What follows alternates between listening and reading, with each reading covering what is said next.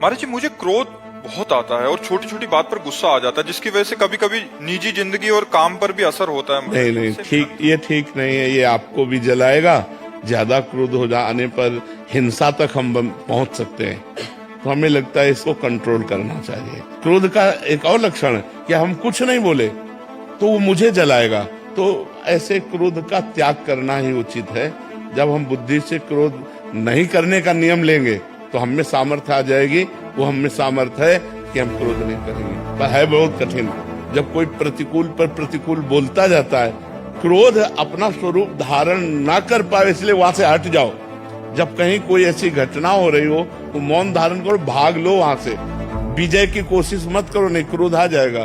क्रोध आ जाएगा तो फिर बड़े अहित कार्य हो जाते और जीवन भर पश्चाताप करना पड़ता है। ऐसी ऐसी घटनाएं घट जाती है। अब मार दिए जेल में, पूरा सड़ रहे हैं पूरे जीवन, तो हमें लगता है थोड़ा हम किसी की बात सह लें और क्रोध ना करें, हिंसा आदि में ना उतरे तो हमारा जीवन अच्छा रहेगा। और इसके लिए नाम जप कीजिए।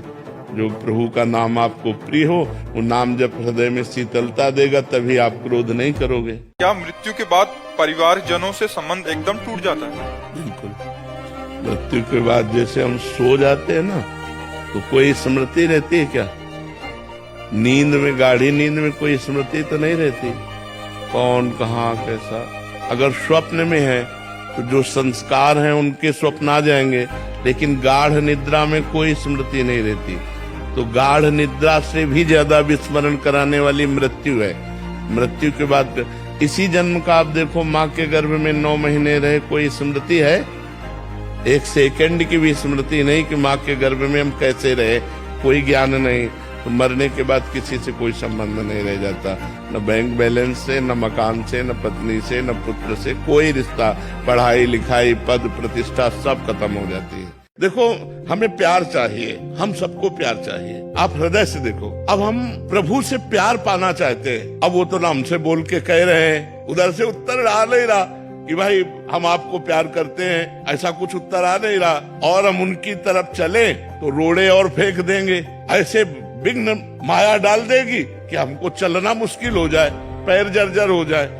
ये बड़ी कठिन बात है। छुप कर पर्दे से वो अपने भक्तों को बहुत प्यार करते हैं, पर पता नहीं इनको पर्दा लगाने की आदत कब हटेगी। एक बार बेपर्द हो जाए, कभी कभी तो गुस्सा लगता है, इतना छुपे रहते हो। कोई भजन करना चाहे, थोड़ा मुस्कुरा के प्रकट हो जाए, वो पागल हो जाएगा, उसे संसार अच्छा नहीं लगेगा। कई बार जो है प्रभु से झगड़ा भी मन करता है, यार तुम्हारा क्या कुछ घाटा हो जाएगा क्या? भाई कुछ कमी हो जाए तो हो जाए, थोड़ा सा मुस्कुरा दो, थोड़ा सा सामने आ जाओ, तो हमारा रास्ता बन जाए कि हम उसी मुस्कुराहट का ध्यान करके जी सके। अब सुन रहे हैं केवल, अगर ये माया का पर्दा हटाकर एक बार, तो फिर जिसने एक बार देखा वो फिर और कुछ देखने लायक नहीं रहा। इतने सुंदर है श्री कृष्ण। भगवान शंकर के ध्यान में प्रकट हो जाएं तो भगवान तांडव करने लगते हैं, आनंद में मस्त होकर के शिव। ऐसे तो श्री कृष्ण सुंदर है। अगर वो जो रूप है उनका जरा सा झलक हो जाए तो बस हा कृष्ण, बस इतना ही निकले। अब पता नहीं कौन से दिन का वो इंतजार कर रहे हैं। आपका सत्संग सुनते हैं तो मेरी माँ बोलती है मोबाइल ही फोड़ देंगे। मोबाइल फोड़ देंगे? हाँ तो सुन, अब हम उसका उपाय बता रहे हैं। सुन, जब उनके बीच में रहो तो सुनो ही मती सत्संग। और कान में ऐसे सत्संग आजकल लगा है, वो कोई पूछे क्या सुन रहे हो, कहते फिल्मी गाना सुन रहे। भैया, झूठ से झूठ को निकाल दो।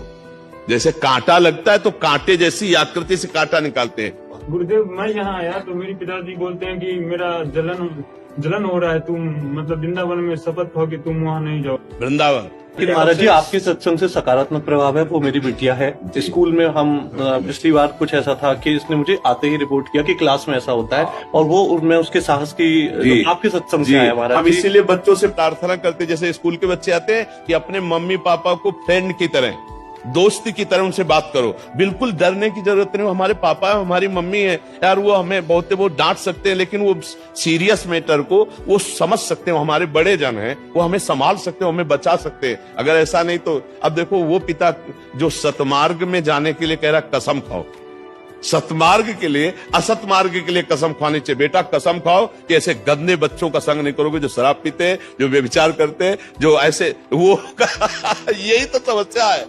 कि माता पिता अगर चरित्रहीन है तो कैसे संभाल पाएंगे बच्चों को। वही हाल हो रहा है ना, पीढ़ी। हाँ, तो इसलिए आज समय तो बहुत विचित्र हो रहा है, लेकिन आज हम प्रणाम करते हैं समाज को कि ऐसे कलयुग के समय में भी लाखों सत्संगी हैं। बाबा जी बनने के लिए नहीं हम कह रहे, लेकिन सज्जनता तो होनी चाहिए ना, गंदे आचरण नहीं होने चाहिए। गंदे आचरण हो चुके हैं उसका समझ। बिल्कुल, कपड़ा गंदा हो जाए तो क्या साबुन नहीं है क्या धोने के लिए? लेकिन सत्संग सुनने के बाद भी अगर फिसल गए तो फिर भी चिंता मत करो, कुश्ती लड़ने वाला ही दांव में चूकता है, फिर हम आगे तैयार होंगे। कमजोरी नहीं, 1000 बार गिर जाओ तो भी तैयार हो जाना है। चिंता गलाए जा रहे हैं हमको। नहीं, चिंता मत कर यार, नाम जप कर। बुत्सा संपन्न वदीर्घ सूत्रम क्रिया विधेयज्ञम व्यसन स्वशक्तम सूरम कृतज्ञम दृढ़ सौहृदंच। फिसला तू ही है, तू ही खड़ा होगा, तू ही पैर जमाएगा, तू ही रौंद के निकल जाएगा। मेरी बात मान, हारने की जरूरत नहीं, तू भगवान का अंश। तू चिंता मत कर, बस गंदी दृश्य देखना बंद कर मोबाइल से, और गंदी हरकत करना बंद कर, और दंड बैठक मार, 2-3 किलोमीटर दौड़, सात्विक भोजन कर, सत्संग सुन, नाम जप कर, देख तेरे जीवन में प्रकाश आता है।